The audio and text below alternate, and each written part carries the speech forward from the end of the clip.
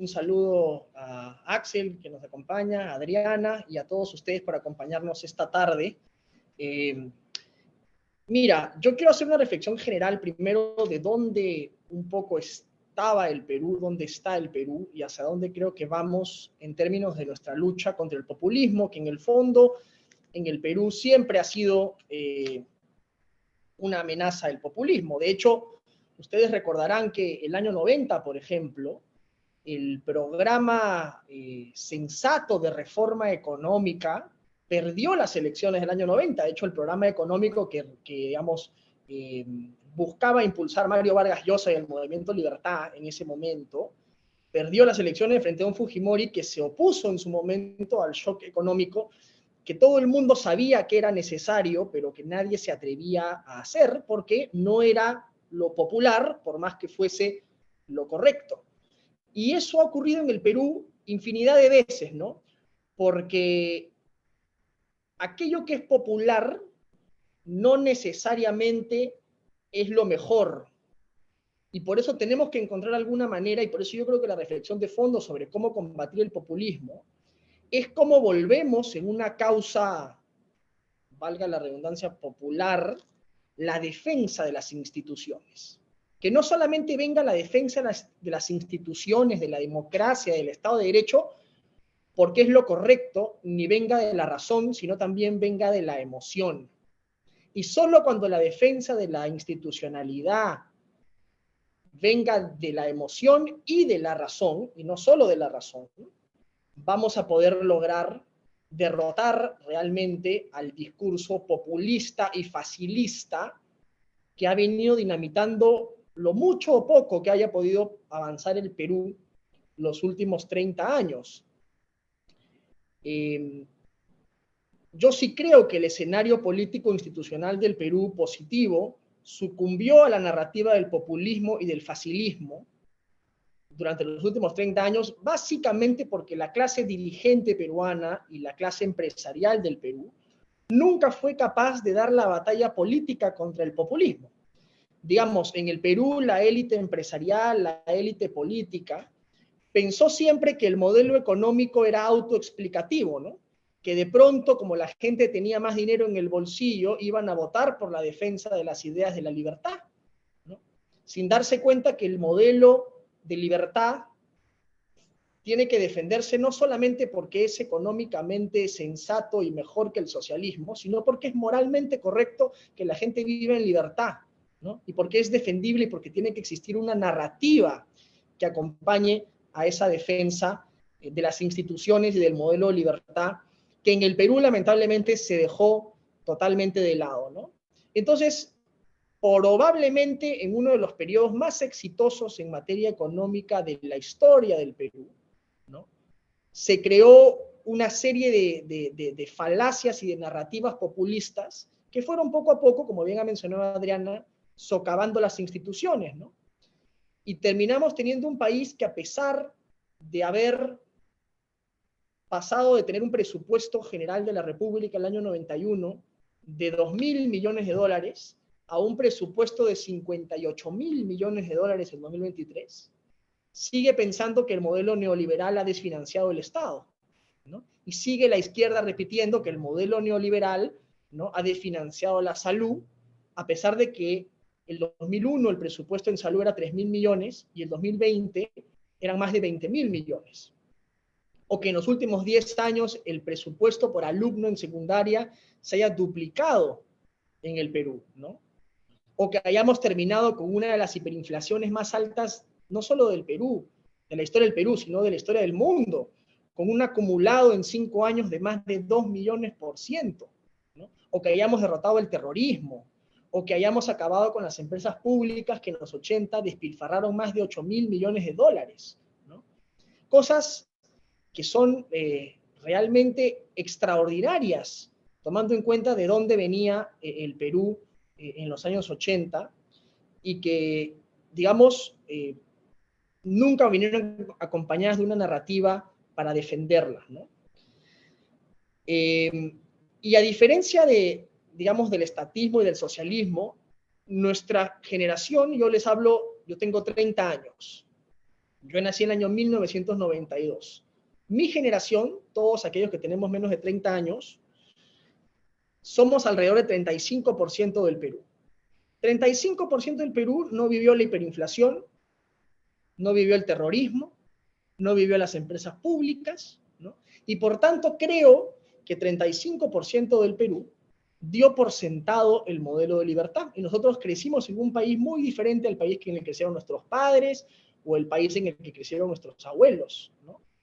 Y creo que mucha de la generación joven del Perú dio por sentada la libertad. Y obviamente la izquierda hizo un trabajo muy minucioso de toma de las universidades, de toma de la academia, de toma de la élite académica del país, ¿no es cierto? De toma de las universidades, de toma de la cultura, de la creación de esta cultura de lo políticamente correcto, y insertó su narrativa allí, es la verdad, ¿no? Diciendo cosas absolutamente falsas sobre el modelo económico peruano, ¿no? Que la pobreza se había disminuido, sí, porque eso era algo inevitable, pero que había aumentado la desigualdad, cosa que también es mentira en el Perú. Cuando uno ve las estadísticas del Perú se da cuenta que mientras en los últimos 20 años, el 10% más rico del Perú aumentó sus ingresos solo en alrededor del 9%, el 10% más pobre del Perú lo hizo en alrededor del 60%. Lo que quiere decir que el modelo económico había sido sobre todo tremendamente más exitoso para los que menos tienen que para los más ricos. Pero eso es algo que la élite política y empresarial en el Perú nunca les interesó desmitificar, nunca les importó desmitificar eso. Y con esa serie de ideas se fue creando un discurso anti-instituciones, ¿no? Un discurso populista, demagógico, anti-institucional, con la idea de ir sembrando en el Perú esa destrucción total del sistema y llevar eventualmente a una asamblea constituyente, como ocurrió en otros países de la región, ¿no? Esa siempre ha sido la meta final de la izquierda, desprestigiar a las instituciones, ¿no? Mentir sobre el verdadero, mentir sobre el verdadero rol que ha tenido el modelo económico en cambiar la vida y la calidad de vida de millones de peruanos, ¿no? Desprestigiar a la clase política, a la clase empresarial, ¿no? Obviamente hay que, como bien dijo Adriana, distinguir entre las personas que pueden cometer delitos o no estar evidentemente a la altura de la responsabilidad enorme que les puede confiar los ciudadanos, pero distinguir siempre a la persona de la institución, ¿no? Y de la institucionalidad. Y el populismo acecha, obviamente que el populismo acecha en el Perú y en América Latina. Han tomado la academia, han tomado la prensa, buscan imponer los mitos sobre el modelo económico, buscan derribar las instituciones y buscan llevarnos finalmente a la convocatoria de esta asamblea, que no es otra cosa que destruir todo para volver a empezar, y volver a empezar con poder absoluto. Y como ya había dicho Lord Acton alguna vez, el poder absoluto corrompe absolutamente, con la única finalidad de ellos ahora tener el poder y perpetuarse en él. Como vieron que no les iba a funcionar la idea de la asamblea, que también es una idea bastante populista además, porque es una idea facilista a un problema complejo, que es que cómo reformamos las instituciones que necesitan ser reformadas, pero cómo hacemos la verdadera tarea de reformarlas en democracia, ¿no? Y no llamando a la fuerza, ¿no?, de una asamblea todopoderosa que reescriba la historia a la voluntad, ¿no?, de una serie de personas para volver a reescribir qué derechos o qué libertades podemos o no podemos tener los ciudadanos del Perú o de Chile o de América Latina, ¿no? Y que puede tener consecuencias terribles, como de hecho ocurrió en Chile con el borrador final de la Constitución que terminó redactando la Asamblea Constituyente, ¿no? Entonces, creo que en el Perú y en América Latina en general el ecosistema político hoy está altamente crispado. Y creo además que el combatir el populismo para defender las instituciones hoy día tiene un componente que la hace más compleja esta batalla, y que tiene que ver con las redes sociales, ¿no? Y que tiene que ver con el hecho de que una serie de personas que en el fondo no creen en la democracia, ¿no?, se escondan detrás de usuarios anónimos en redes sociales, ataquen las instituciones, desprestigien la política y destruyan todo tipo de consenso social, ¿no?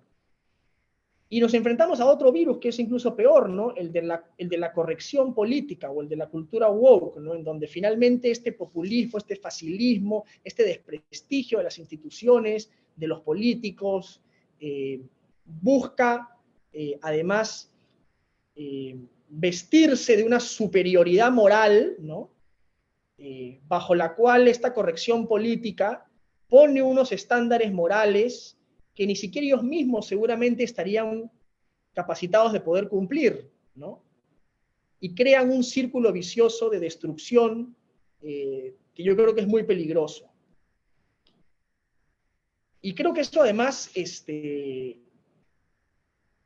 tremendamente difícil de combatir. Yo leí con mucha atención hace ya tiempo atrás el libro que escribió Axel sobre la neoinquisición, ¿no? Y cómo estos discursos terminan finalmente corroyendo y alejando a la gente del debate público, ¿no? Hace que la gente guarde sus opiniones, no quiera participar del debate, porque porque te cancelan si lo que dices no está en línea con lo que dice la gran mayoría, y el círculo vicioso del populismo que destruye las instituciones, que se supone que en una democracia liberal tendrían que velar por tus derechos individuales, el primero de ellos y más importante, la libertad de expresión, ¿no? Terminan siendo arrasados por un sistema que no cree en la libertad de expresión. Finalmente, para no extenderme tanto, porque luego continuaré en la siguiente ronda, quiero hacer un llamado de urgencia a dar esa batalla política, esa batalla cultural, ¿no? Las buenas ideas no se defienden solas. La defensa de las instituciones, todo el mundo sabe que es lo mejor, que es lo que dicta la razón, ¿no es cierto? Y tenemos que encontrar la manera de defenderlas con emoción, con solidez, y volver popular, no populista, volver popular la defensa de las instituciones a través de la batalla política. Porque al final, el éxito en política no está determinada por otra cosa que el número y la efectividad de los activistas en cada lado. Eso es. Por lo tanto, para ganar la batalla cultural a la izquierda, debemos entrenarnos para aprender y ganarles, poder organizarnos mejor y comunicar mejor que ellos. Solo cuando hagamos eso, podremos defender nuevamente las instituciones de la democracia liberal, el control de poderes, el Estado de Derecho, que es precisamente lo que en el uso del populismo ellos quieren destruir, arrebatarnos, para instaurar ellos ese nuevo orden, que no es otra cosa que un orden profundamente totalitario, ¿no? En el discurso, en la forma, un discurso violento además, represivo profundamente. En el Perú lo vimos clarísimo cuando al no poder, digamos, culminar su intento populista, entre comillas, de convocar a una asamblea, se bajaron la máscara completa y dieron un golpe de Estado, ¿no? O sea, por la fuerza o por la fuerza. Y en el Perú yo tengo que decir que deberíamos sentirnos todos orgullosos de que prevaleció la democracia y prevalecieron las instituciones. El reto ahora es legitimarlas y darles la posibilidad de prevalecer en el tiempo. Gracias. Realmente yo coincido con Axel y con Adriana en el sentido de lo que estamos viendo efectivamente es una toma paulatina de las instituciones, de algunas muy importantes, y el debilitamiento de otras que puede a la izquierda no interesarles, ¿no? O que simplemente, digamos, buscan dinamitar por dentro, ¿no? Las Fuerzas Armadas, la policía. En el Perú, por ejemplo, en los últimos años, a la Policía Nacional del Perú la han debilitado tremendamente, ¿no? El gobierno del expresidente Sagasti pasó al retiro de frente, de un día para otro, a 18 generales de alto rango, ¿no? Y lo mismo hizo Pedro Castillo con Senmanche, el exministro del Interior, que junto a un organismo de inteligencia paralelo que se está descubriendo que formó el expresidente Pedro Castillo, no solamente para desprestigiar a opositores, congresistas, periodistas, líderes de opinión, empresarios, sino también, además, como ha relatado el propio cabecilla de ese organismo de contrainteligencia paralelo,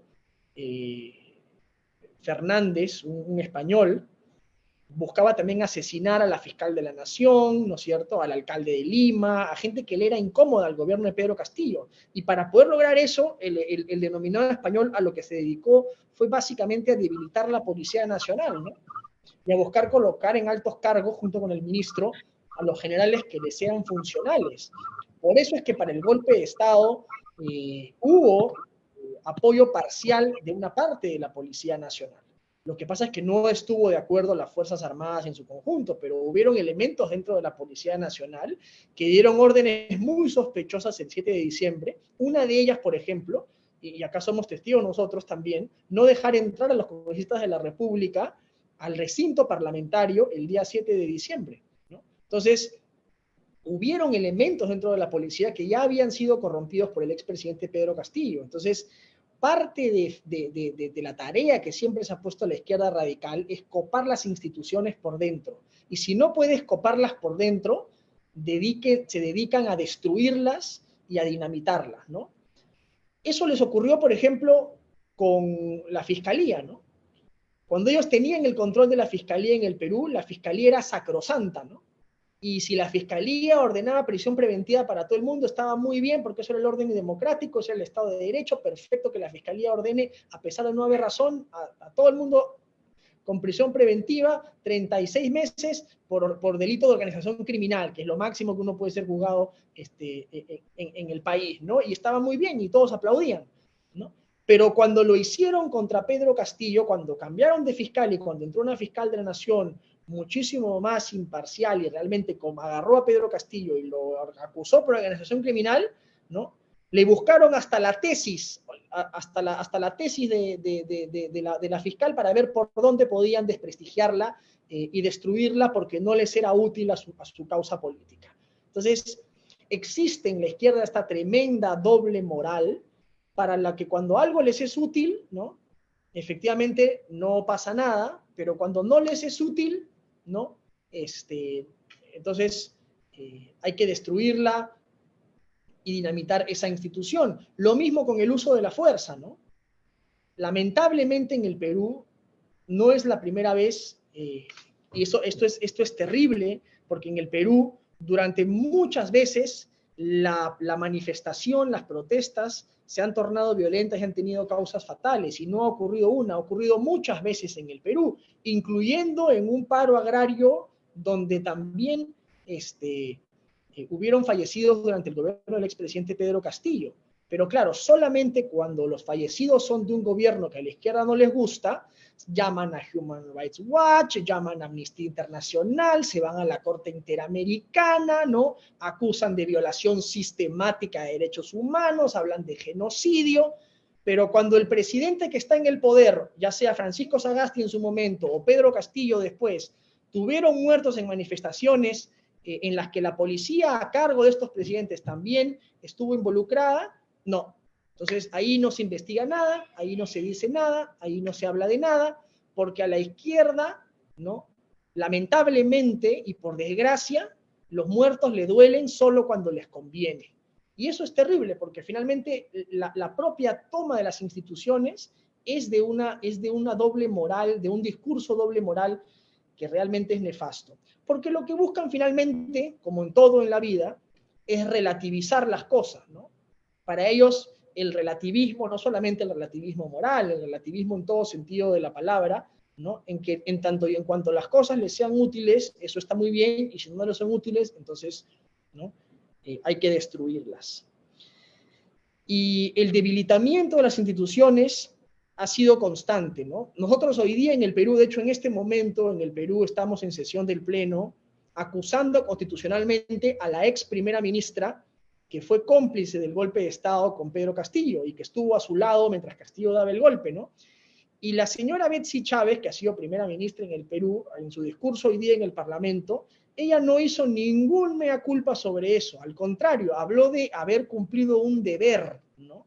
Porque para la izquierda finalmente el fin justifica los medios, y al hablar de deber, ¿no?, ella estaba justificando plenamente la destrucción del sistema democrático y de las instituciones en pro de algo que ellos consideran pues superior, ¿no? Porque ellos están moralmente por sobre los demás y conocen perfectamente cómo tienen que resolverse los problemas, ¿no?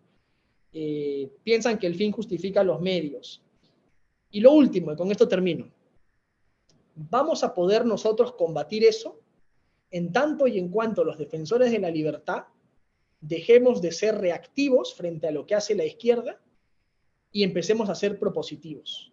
Siempre la derecha está contra la pared, reaccionando frente a las iniciativas de la izquierda, ya sea el desprestigio del modelo económico, ya sea la convocatoria de la Asamblea Constituyente, ¿no es cierto?, ya sea el tumbarse la reforma, el tumbarse el sistema de pensiones, el tumbarse el sistema educativo. Ellos salen a la ofensiva todo el tiempo. Y la derecha lo único que hace es se pone contra la pared y trata de convencer a la gente de que la izquierda está equivocada, o con el uso de la razón, hacerles entender a la gente que eso está mal. Pero la derecha finalmente, y aquellos que defendemos la libertad, jamás hemos, y como bien dice Adriana, nunca hemos sido propositivos, ¿no? Y creo que la única manera en que vamos a poder defender algo es cuando le podamos dar un norte a la gente, ¿no? Un modelo de país, una idea, principios, valores, cosas que defender, porque no solo porque son buenas económicamente, sino también porque son correctas de defender y porque es moralmente superior defender la libertad a defender la esclavitud y el estatismo, ¿no? Y cuando le demos a la gente ese propósito que tiene que ver más con la emoción que con la razón, es cuando vamos a poder dar realmente una batalla política que sea exitosa en el mediano y en el largo plazo, ¿no? Gracias.